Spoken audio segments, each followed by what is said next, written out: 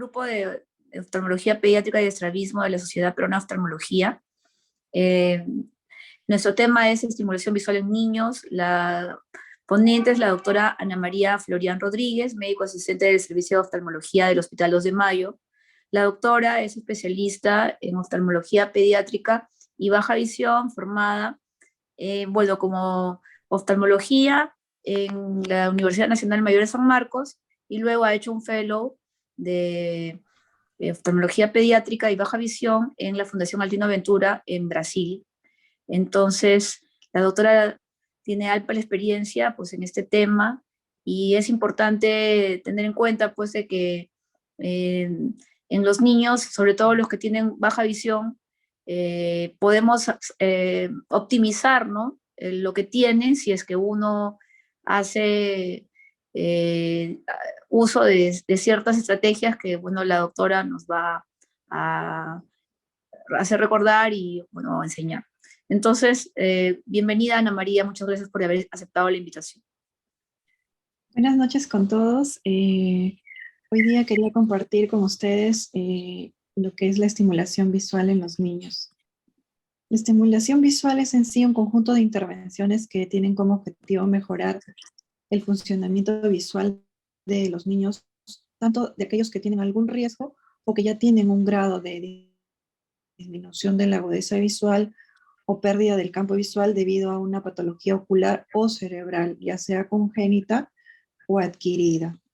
Estos niños en realidad pueden ser aquellos que han tenido alguna patología perinatal, como por ejemplo tenemos los niños que han tenido una asfixia al nacer, aquellos niños que han tenido hemorragia interventricular, leucomalacia interventricular, infección uterina por TORCH, y los niños en general que han tenido también prematuridad.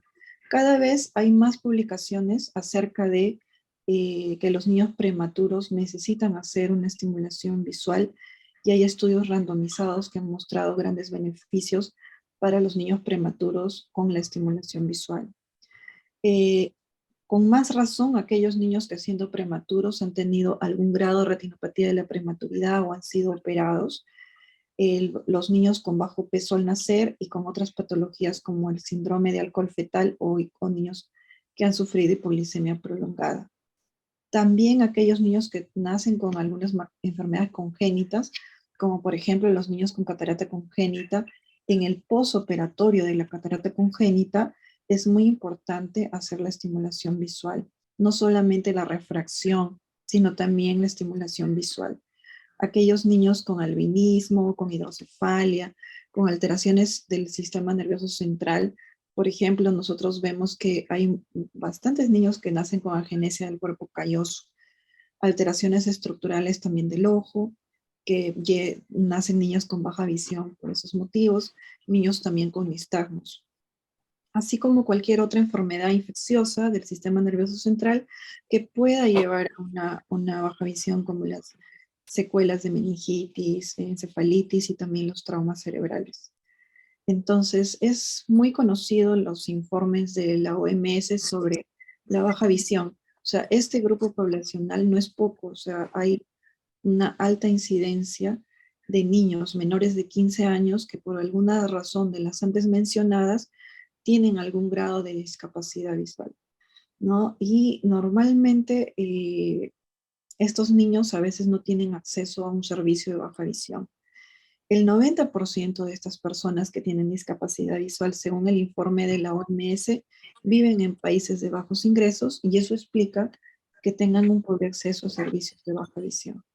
En el Perú, en el 2013, el documento técnico eh, del Ministerio de Salud, que hizo un estudio para ver las causas que teníamos en el país de baja visión y ceguera, encontró que la primera causa, por ejemplo, es la retinopatía de la prematuridad, seguida por la catarata, en tercer lugar la ambliopía, luego los desórdenes genéticos, la ceguera cortical y el glaucoma congénito infantil. Entonces hay un grueso de población en Perú que por estas causas tiene algún grado de discapacidad visual. Y es muy importante que todos los oftalmólogos, que somos parte del equipo de salud que atiende esta población, conozca en primer lugar cómo es el desarrollo normal de la visión para que pueda detectar a tiempo algún atraso o alguna cosa que no va bien en un niño desde que recién nace, ¿no? Y que también tengamos alguna noción y sepamos cómo estimular la visión en cada etapa de la vida. Y si no podemos hacerlo directamente, poder derivarlo al profesional que tenga estos conocimientos para que se pueda hacer la estimulación visual tempranamente, o sea, se puede hacer una intervención temprana y oportuna. Quería mostrarles aquí, por ejemplo, ¿no? Lo que es normal que un niño de 0 a 1 mes haga, ¿no? Cuando el niño recién nace, lo primero pues es que tiene el reflejo del parpadeo a la luz y poco a poco el niño inicia lo que es la fijación visual. La fijación visual se perfecciona y se logra más o menos en la tercera semana de vida. Y la fijación visual es muy importante para que luego el niño logre desarrollar lo que es el seguimiento visual, tanto en la parte horizontal como en la vertical. La fijación visual es cuando el niño, por ejemplo, su capacidad para mirar las fuentes de luz, ¿no? Lo primero que mira el niño en las fuentes de luz, gira los ojos y la cabeza conjuntamente a aquellas fuentes de luz. Al terminar el primer mes de vida, ya los reflejos subcorticales y pupilares se encuentran presentes. Entonces, en esta etapa hay muchos niños que no responden muy bien a la luz. Entonces, se puede estimular en esa etapa desde chiquitito, utilizando, como se ve aquí, las luces de las linternas para poder ayudarlo a que pueda tener una fijación visual.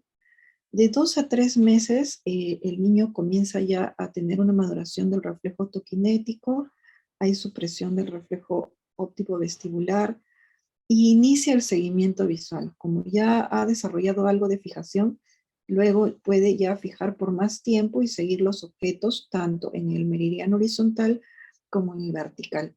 El seguimiento visual logra un desarrollo completo hasta el 5.º mes de vida. Lo más fácil de hacer para el niño es el seguimiento horizontal y luego el seguimiento vertical. También a esta edad se inicia el desarrollo de la acomodación.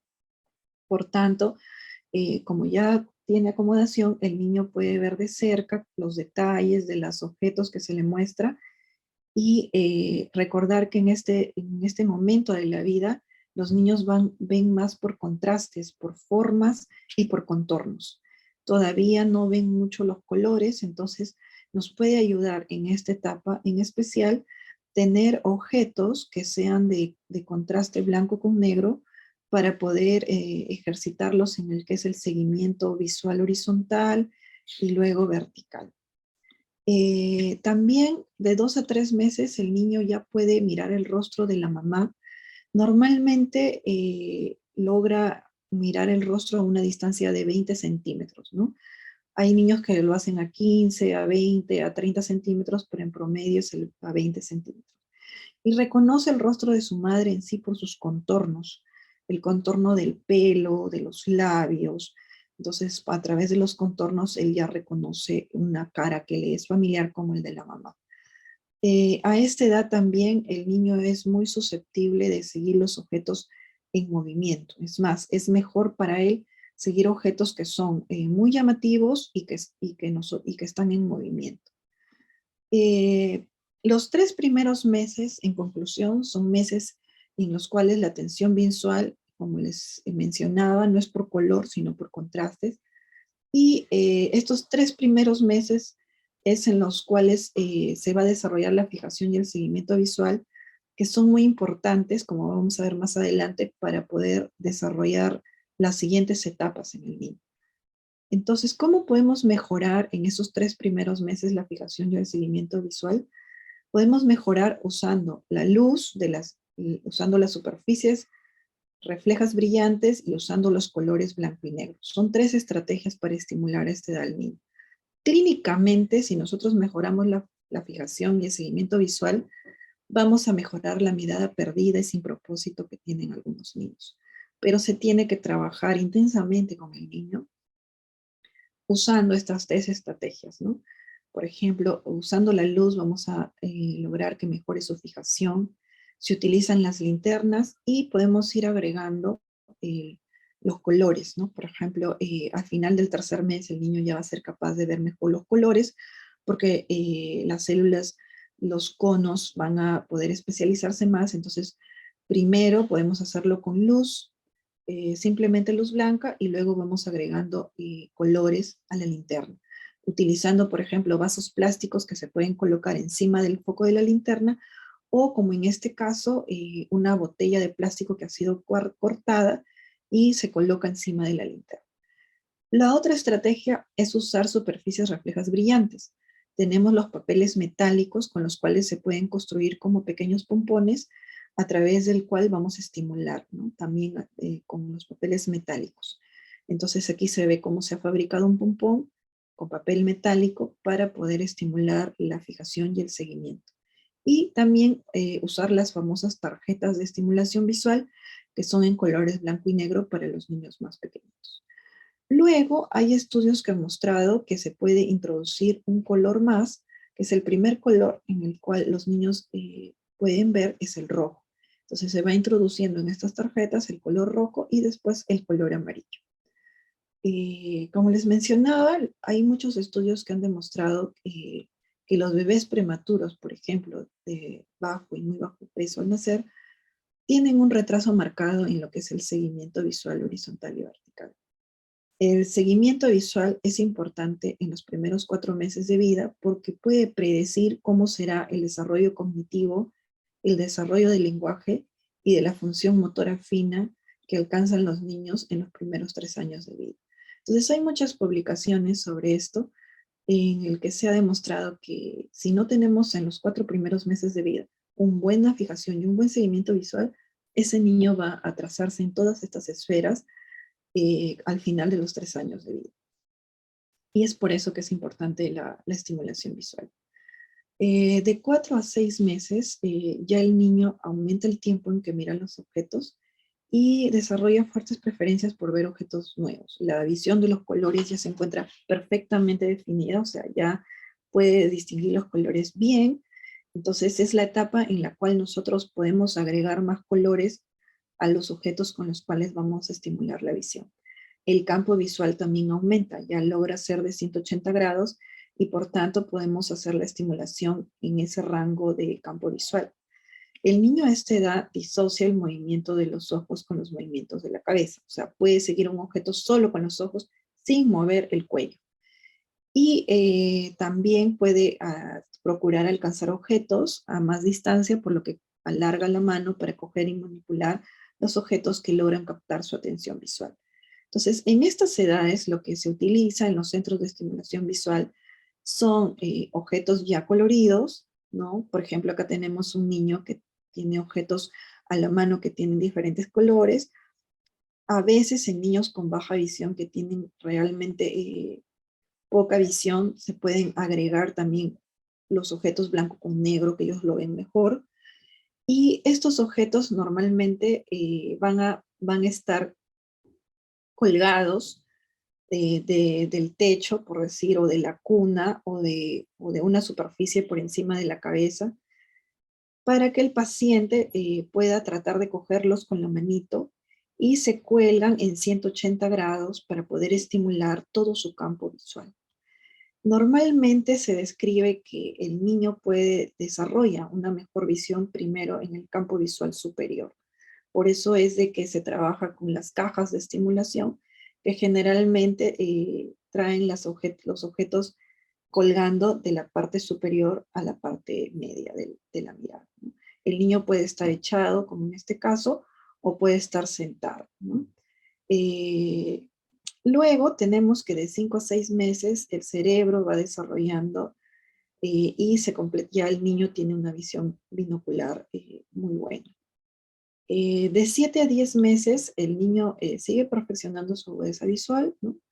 Y ya es capaz de ver objetos muy pequeños. También en esta edad comienza a desarrollarse la coordinación ojo-mano, cosa que el niño puede coger los objetos pequeños, los toca con movimientos de prensión, comienza a tener un mayor interés por las figuras, realiza contacto visual a mayor distancia porque su agudeza visual ha mejorado y disminuye el tiempo en que mira un objeto porque le gusta ver objetos nuevos, ¿no?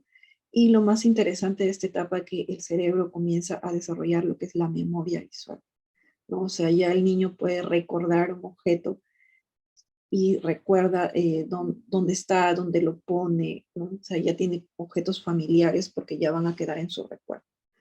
Entonces, para estimular la visión de un niño en esta edad, tenemos que estimular cada una de las fases y hacer que, por ejemplo, en el caso de los niños que tienen baja visión, tenemos que tratar de trabajar con colores vivos, con alto contraste, como por ejemplo encima de las cajas de luz, donde se colocan los objetos, para hacer estimular al niño a que examine los objetos, los coja, y coordine ojo-mano, ¿no? En este caso, en esta caja de luz se colocan los objetos de alto contraste sobre una luz blanca para que el niño pueda tener el interés de con su manito coger los objetos y explorarlos.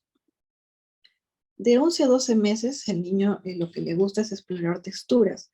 Entonces también tenemos que darle los famosos cuentos de texturas, ¿no? Siempre con figuras grandes, con altos contrastes, para que él pueda poder desarrollar esa habilidad de la propiocepción, ¿no? El niño ya comienza a mejorar la agudeza visual, mira a través de las ventanas, reconoce a las personas y tiene ya una comunicación visual más efectiva, y en esta etapa el campo visual de un niño llega a ser similar a la de un adulto. De 1 a 2 años, el niño en sí ya ha completado todas sus etapas de desarrollo y se podría considerar que estructuralmente su visión es igual que la de un adulto, pero obviamente es menos rica en símbolos.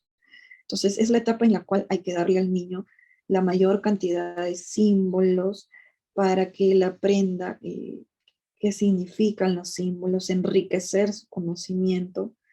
Él va a reconocer los objetos, es la etapa ideal para enseñarle cómo se llama el objeto, qué función tiene y qué cualidades tiene.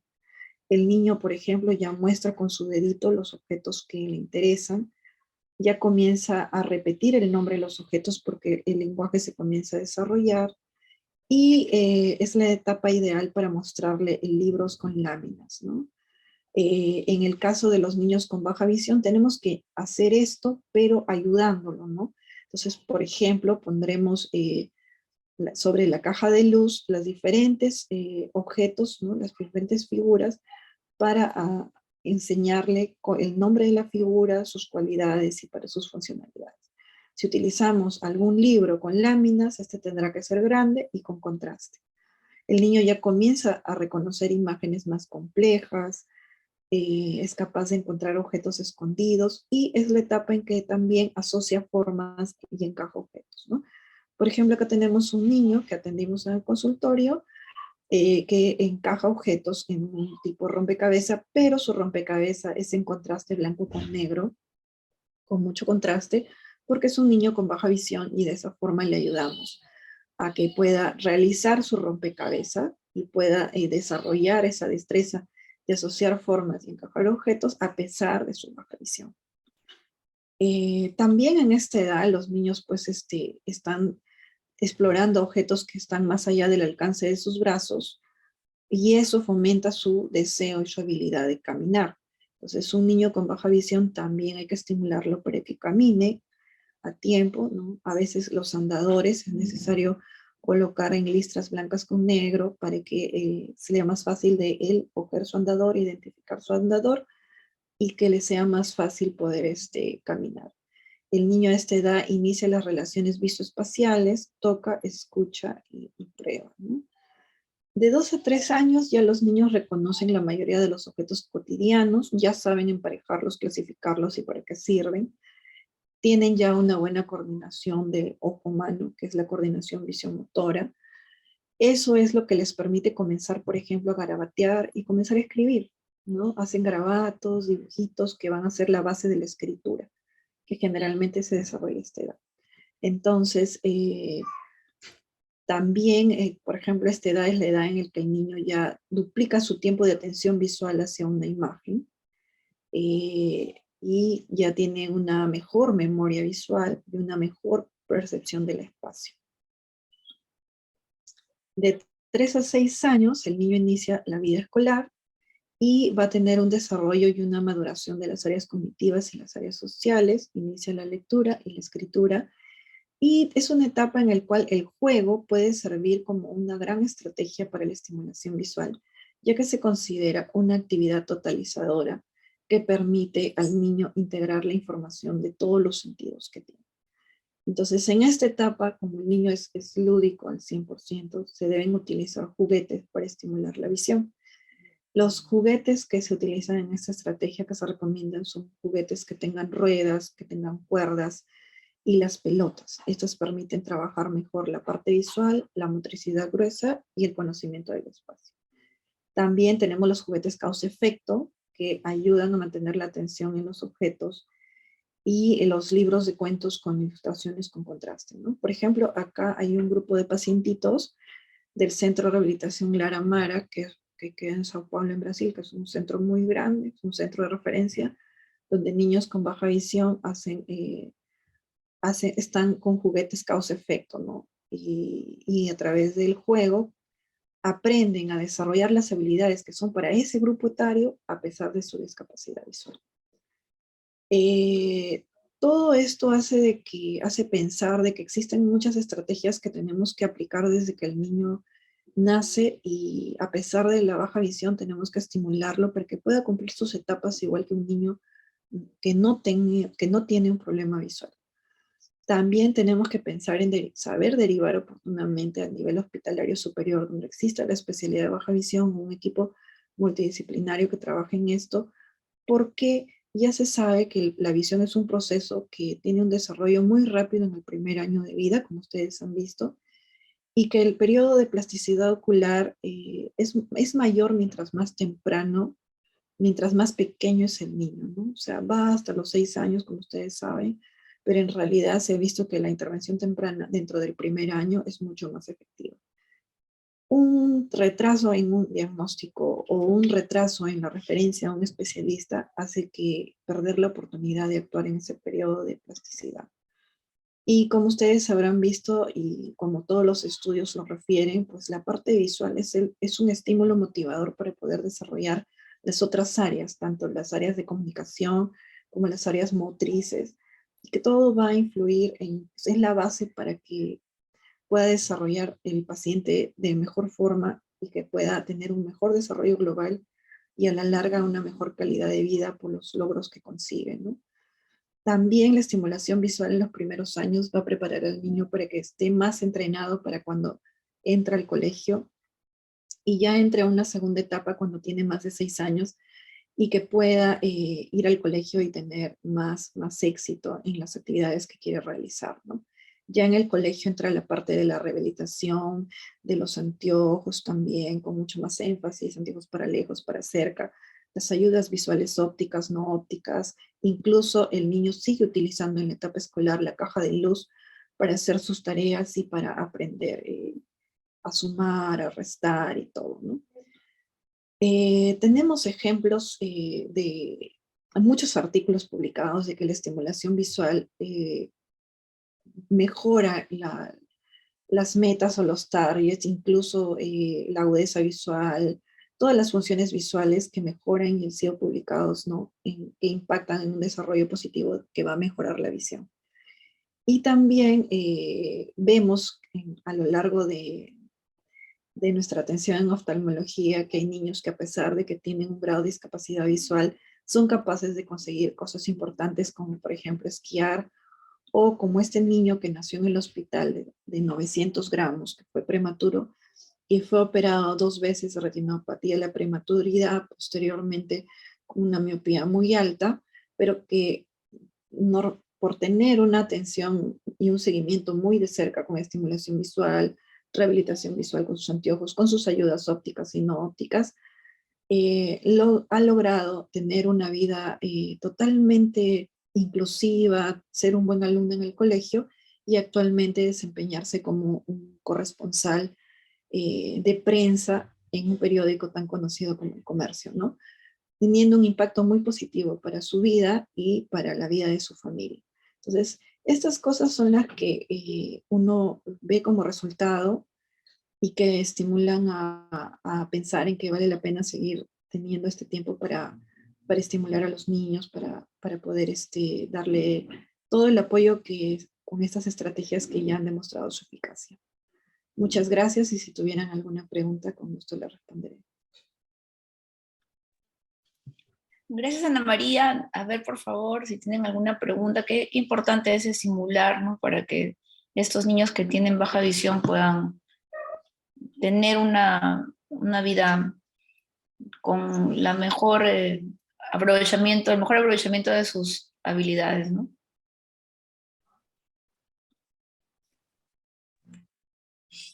Hola, buenas noches. Tania, ¿cómo estás? Hola, felicitaciones Ana María, muy bonito este tema, creo que es súper importante y a veces como que no le damos la debida importancia, sobre todo nosotros que somos oftalmólogos pediatras, que vemos niños que tienen mucha discapacidad visual. Entonces, esta es una herramienta valiosísima y que muchas veces se nos escapa, ¿no? Porque de repente solamente operamos, pero no estamos haciendo esta parte del seguimiento y de la rehabilitación visual como tal. Entonces, te felicito, Ana María, muchas gracias por compartir tu conocimiento, tu experiencia y, y nada, pues esperando que si tienen preguntas, cómo aquí estamos pendientes.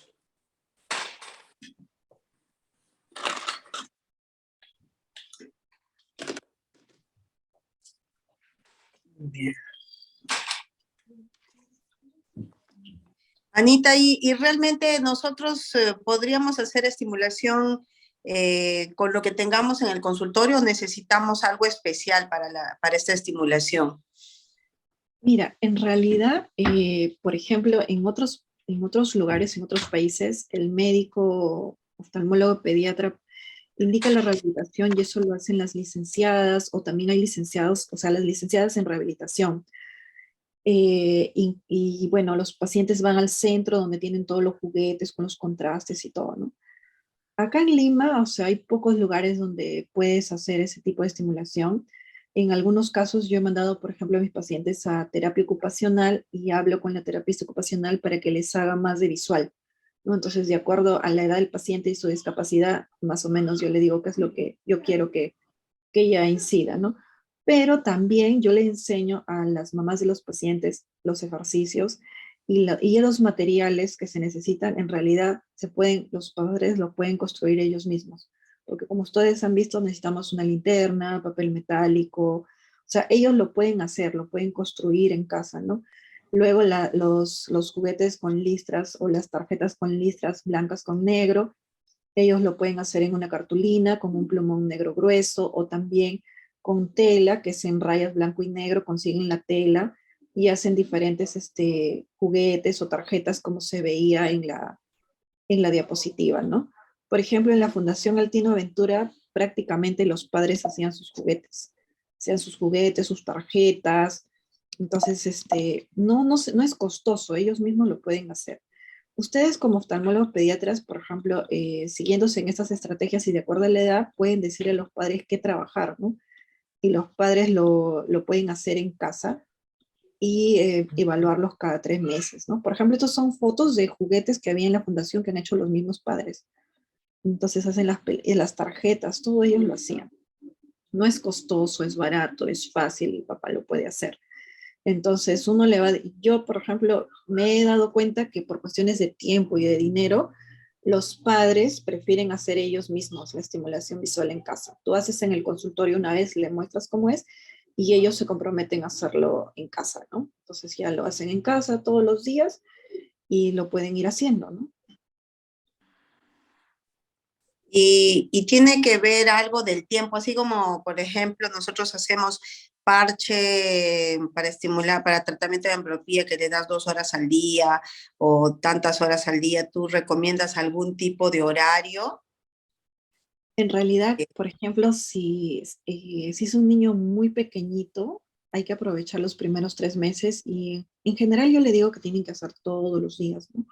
Pero si es un niño muy chiquitito que tiene baja visión y que tiene una pobre fijación y estimulación, yo les digo que hagan 3 veces al día, ¿no? Lo más que puedan, 3 veces al día, o si pueden 4 veces al día. Para no agotar al niño, se recomienda, los libros recomiendan de que uno tenga que trabajar periodos de 20 minutos o 30 minutos. Pero varias veces, o sea, por ejemplo, puede ser 30 minutos en la mañana, después a mediodía, en la tarde y en la noche. No más de eso porque puede agotar al niño, ¿no? Es agotador y el niño rechaza. Ya no va a Eh, querer. en la Fundación Altino Aventura, los niños iban, muy pequeñitos, iban a sesiones de 30 minutos y los niños más grandes iban a sesiones de 1 hora, ¿no? Iban 2 veces a la semana, por ejemplo, pero en casa se comprometían a hacerlo, ¿no? Todos los días. Hacerlo todos los días. Luego tuve la oportunidad de rotar en un centro de estimulación en Kansas con la doctora Linda Lawrence, que sale en una de mis fotos.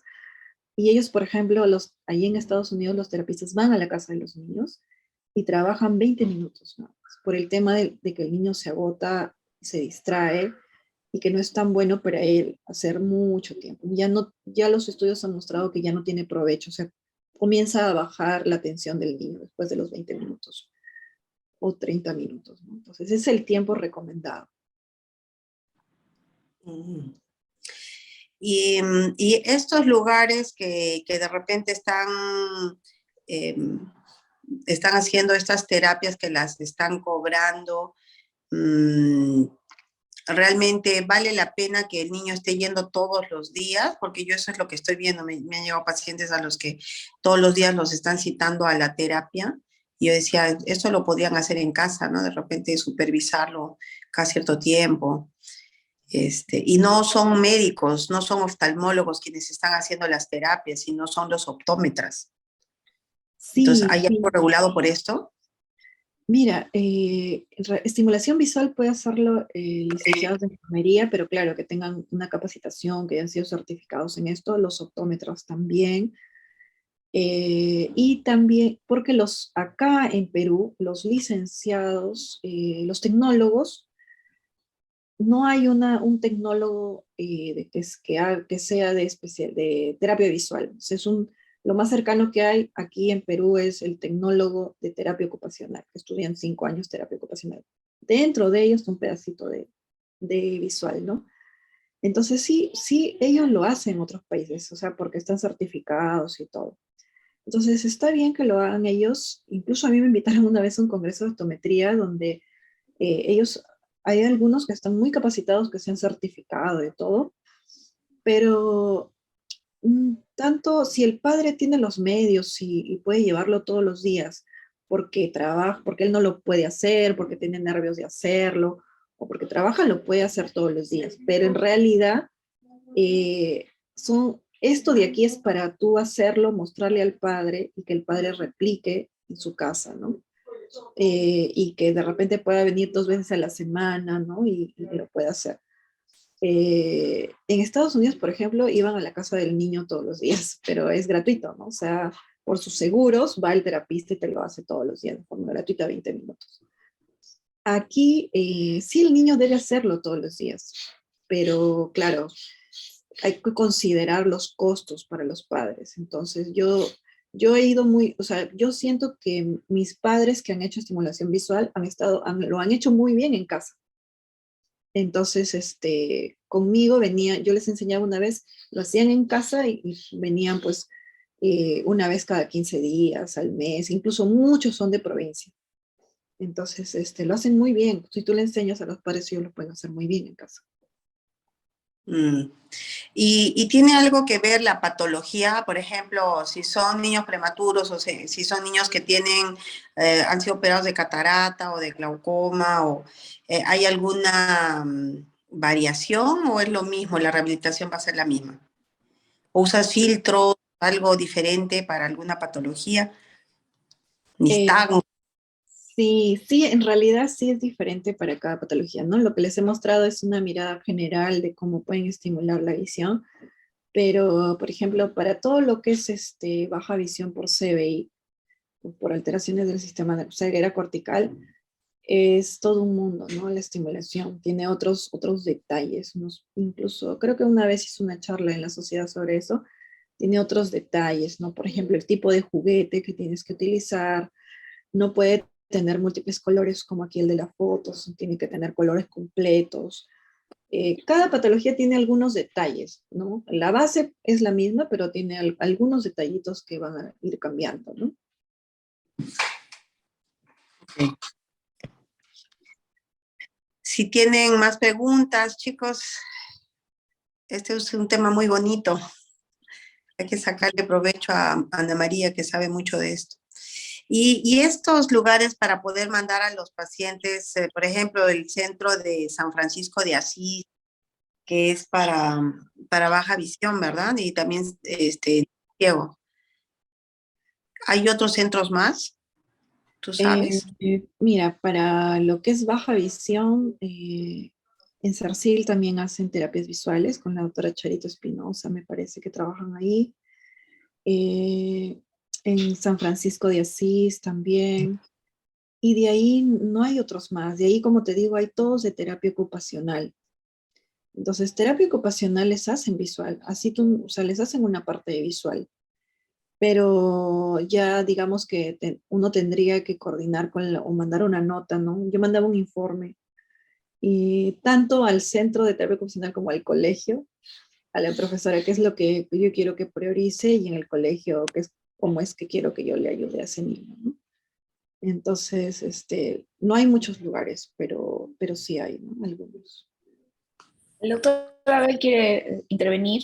Sí, ¿Le sí, pueden habilitar el micrófono, por favor?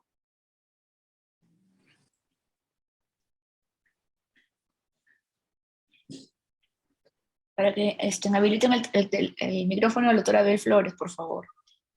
Y ahora sí. Hola. Muchas gracias. Sí, excelente la exposición de Ana María. Efectivamente, muchos de los niños que tenemos la oportunidad de ver van a ser niños que tienen discapacidad visual cortical o subcortical. Y estos niños van a requerir en realidad programas de estimulación multisensorial, ¿no es cierto? Donde la idea es fortalecer todo el desarrollo psicomotor, mejorar su comunicación sensorial. Y efectivamente, como decía Ana María, va a ser distinta para las patologías.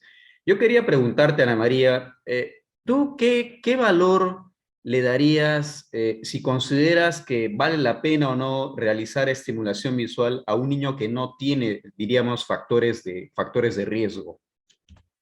Mire, todos los estudios o sea, que han publicado es que no está indicado, ¿no?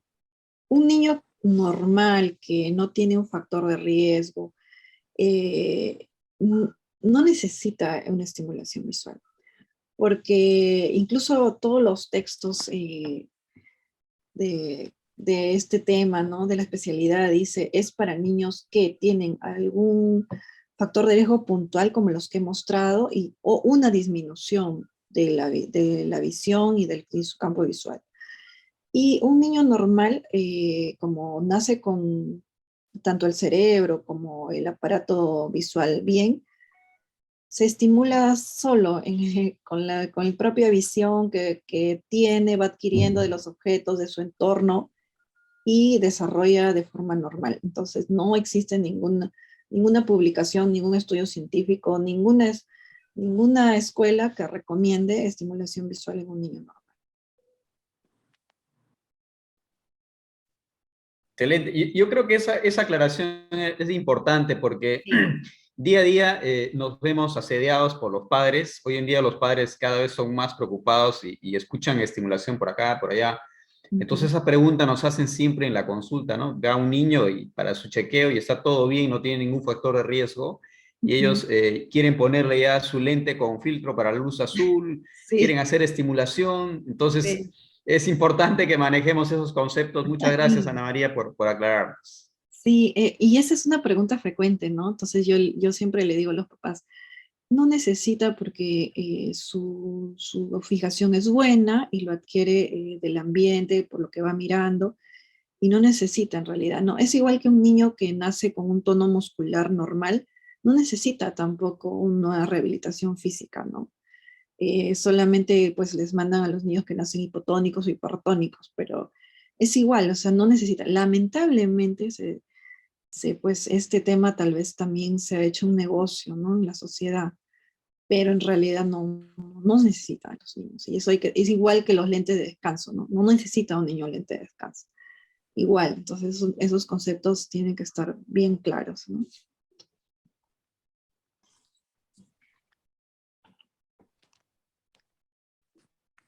¿Alguna pregunta adicional?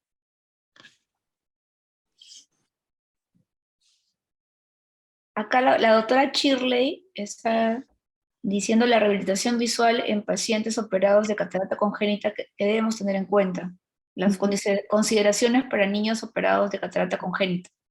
Sí, bueno, depende o sea, el postoperatorio de catarata congénita idealmente debería incluir la refracción tempranamente, porque recuerden que el niño necesita la acomodación para poder estimular su visión, y depende de la edad del niño en el postoperatorio, ¿no? O sea, por ejemplo, tenemos niños de repente que en el postoperatorio tienen 5 meses o 6 meses. Lo que ustedes van a hacer es, según las tablitas que les he dado, ¿no? ¿Qué es lo que debería hacer? Tratar de ayudarle a conseguir esas metas, aumentándole sus contrastes, con la luz, los colores, los contrastes. En estos niños postoperados de catarata congénita se utilizan mucho las cajas de luz para aumentar el contraste, ¿no?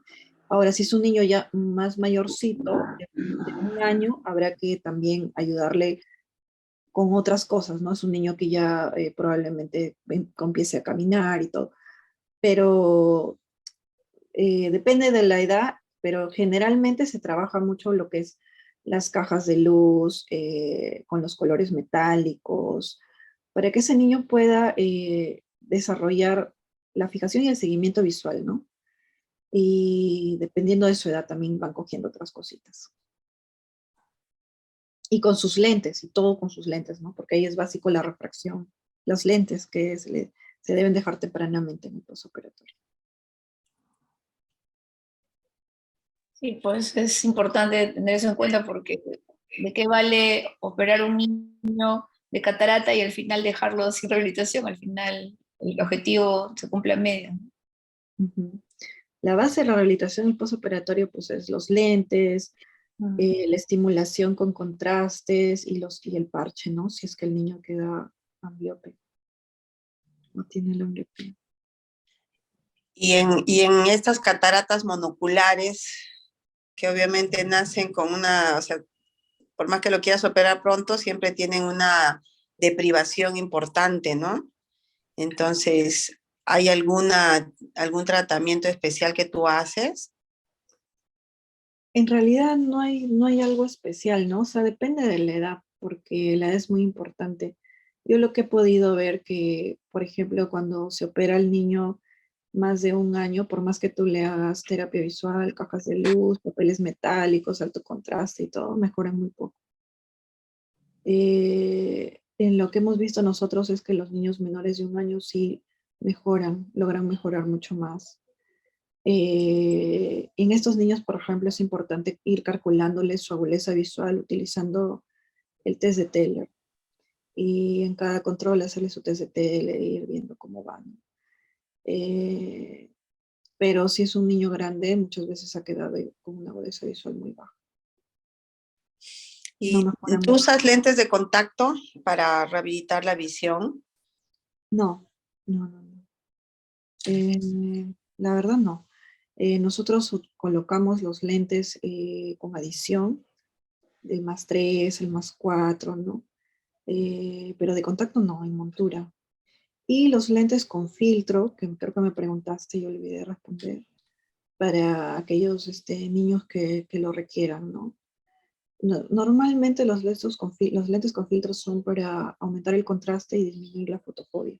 Por ejemplo, si tienes un niño que tenga fotofobia por anidridia, albinismo, tienes que poner lentes con filtro porque le ayuda mucho para su agudeza visual.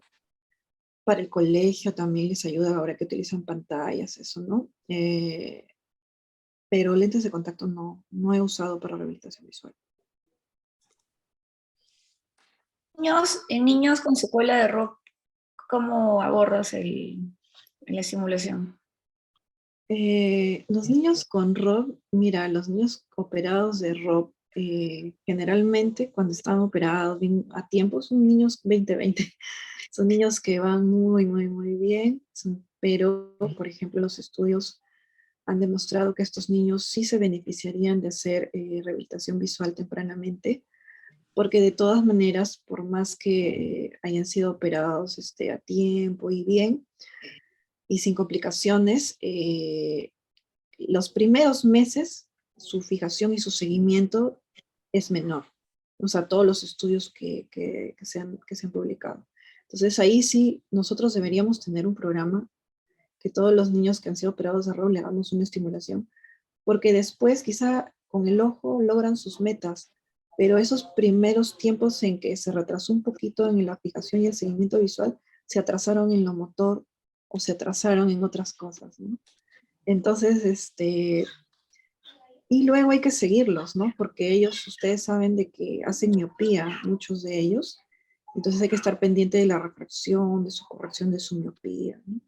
Y la reducción del campo visual influye La también. retina, después de la operación, o sea, la retina, como él crece, sigue creciendo, y la verdad es de que los niños, todos los niños operados que yo he seguido, tanto en el hospital como en Damos Visión, que se hace un seguimiento de niños que ahora, por ejemplo, tienen 18, 20 años, van muy, muy, muy bien y la alteración del campo visual periférico, o sea, donde está el láser, es mínima. Muy bien. Interesante. Fíjense que hablando de esto de las cataratas monoculares, como yo he manejado, ya tiene ratito que estoy operando cataratas, nosotros en México hacíamos rehabilitación visual con lentes de contacto en cataratas monoculares para tratar de desarrollar la visión de ese ojo, y era un poco complicado porque no se tenía que pedir de Estados Unidos unos lentes que eran de Bausch Lomb, que tenían la curvatura pequeña, más o menos de 7,35 de curva base. Entonces, en lo que tú pedías el lente y te tardaba en llegar en 3 meses, el ojo del bebé ya había crecido y el lente ya no le servía y la medida tampoco ya no le servía. Entonces, pero sí existen talleres en los que tú puedes mandar a preparar el lente. De hecho, en México yo conseguí uno y acá en Perú también hay una persona que puede hacer unos lentes de contacto híbridos, que la parte del centro es como ¿cómo se llama?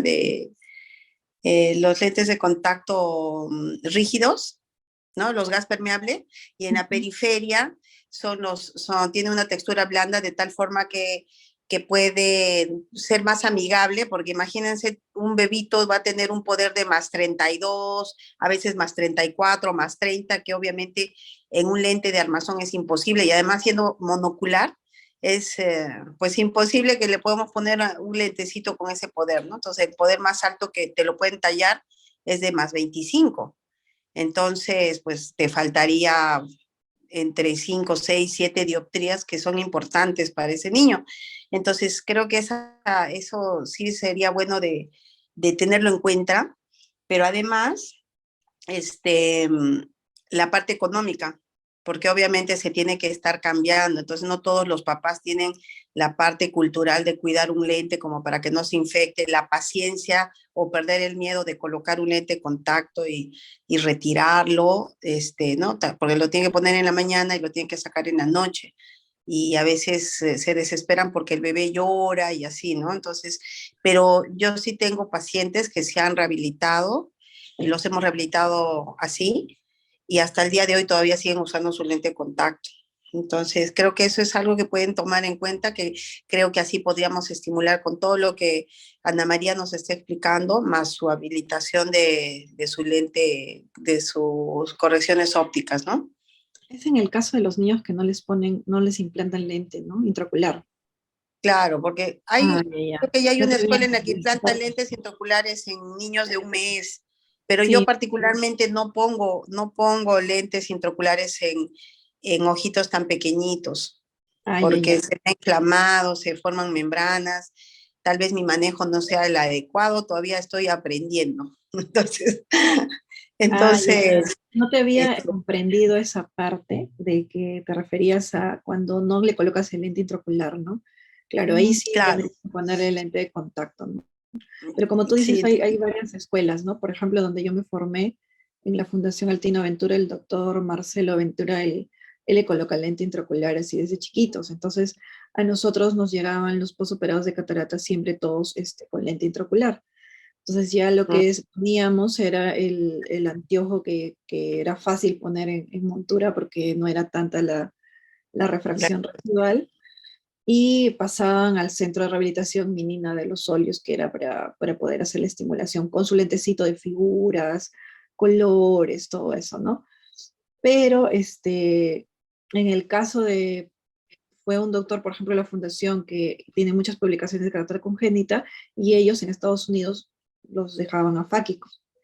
Y ellos sí le ponían, pues le tenían que poner con lentes de contacto y tenía resultados muy buenos y todo, ¿no? Claro, en el caso de estar afáquicos, hay que poner los lentes de contacto, ¿no? Eso sí. ¿Alguna otra pregunta para la doctora Florian? aquí están preguntando si hay algún color especial del filtro que tú utilizas para pacientes con aniridia o albinismo. En los filtros, en realidad, uno tiene que probar el filtro del paciente. Sí hay, de acuerdo a la patología, sugerencia de más o menos qué filtros tienen buenos resultados, ¿no? En el caso de aniridia, hay que probar el filtro gris, el filtro ámbar y hasta el filtro amarillo, ¿no? Pero muchos de los pacientes van muy bien con el filtro gris, ¿no? Entonces, y también ese filtro es para exteriores e interiores. Hay que probar al paciente en el consultorio, tanto dentro del consultorio como que salga para exteriores. También, bueno, en filtros es todo un tema, ¿no? Pero en general hay que considerar que un paciente puede usar más de un filtro. Entonces, a algunos que les va muy bien en un color de filtro para exteriores, otro color de filtro para interiores. Pero en aniridia se refiere que el filtro gris es uno de los que más ayuda a este tipo de pacientes. Y en albinismo parecido, ¿es parecido? Sí, sí. Claro. El gris, el ámbar, el gris, el ámbar. En cambio, por ejemplo, un paciente con glaucoma, degeneración macular, les va mucho mejor el filtro amarillo. Ahora, esto de filtros es probar, ¿no? Entonces, es todas las personas que hacen baja visión saben de qué es probar, ¿no? O sea, tienes que tener tu caja de filtros para que tú le pruebes al paciente y el que le ayuda más, ese es el que tú tienes que prescribir. Y tienes que probar tanto en interior como en exterior, ¿no? Y como te digo, hay pacientes que les funciona mucho uno para exterior y otro diferente color para interiores, ¿no? Le pruebas con la agudeza visual, o sea, le pruebas en la cartilla cómo es su agudeza visual con filtro y sin filtro y a veces mejoran una línea, 2 líneas. Además de mejorar la fotofobia, ¿no? Perfecto.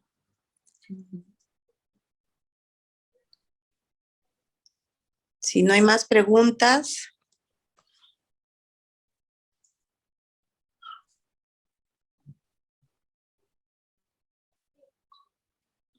Perfecto. Creo que ya no hay más preguntas.